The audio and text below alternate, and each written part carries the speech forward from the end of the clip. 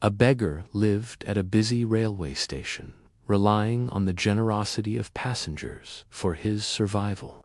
One day, while begging, he noticed a well-dressed businessman stepping onto the platform. Observing the man's expensive suit and confident demeanor, the beggar thought, "This man must be wealthy.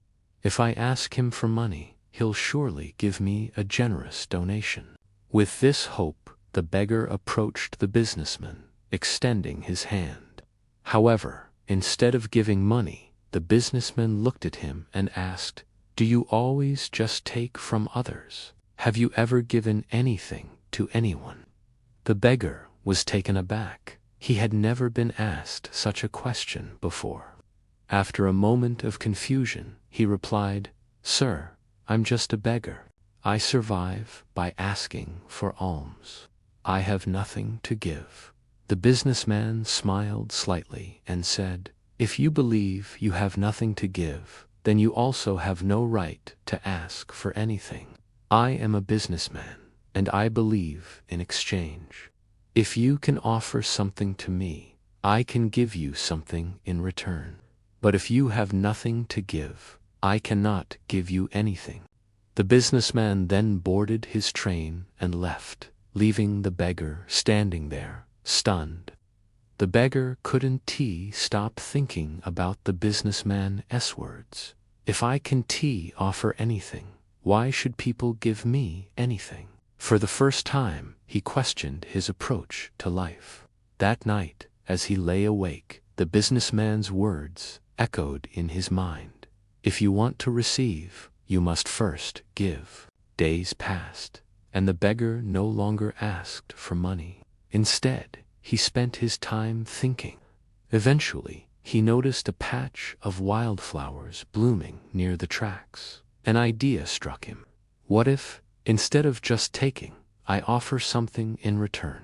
What if I give people flowers every time they give me alms?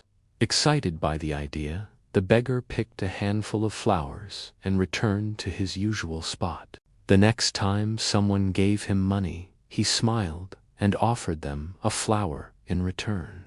To his surprise, people accepted the flowers joyfully, some even smiling and thanking him. As the days passed, he noticed something interesting. The more flowers he had, the more generous people were. When he ran out of flowers, the donations dropped. This confirmed something for the beggar. People like to receive something in return. He began to see himself differently, not as a beggar, but as someone offering a service in exchange for something. One day, he spotted the businessman again. Excited, he rushed over and said, "Sir, I now have something to give you. If you give me money, I will give you flowers in return." The businessman smiled, handed him some cash, and took a few flowers. "You've truly understood the value of exchange," he said. "Today, you are no longer just a beggar. You have become a businessman." As the businessman boarded his train and left, the beggar stood there, reflecting on the conversation. Am I really a businessman now? For a long time, he pondered this question. Then a realization dawned on him. I now know the secret to success. I was never really a beggar. I was a businessman all along. I just had to see myself that way.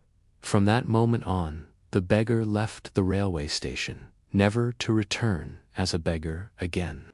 Months later, two well-dressed men met at the same station and shook hands.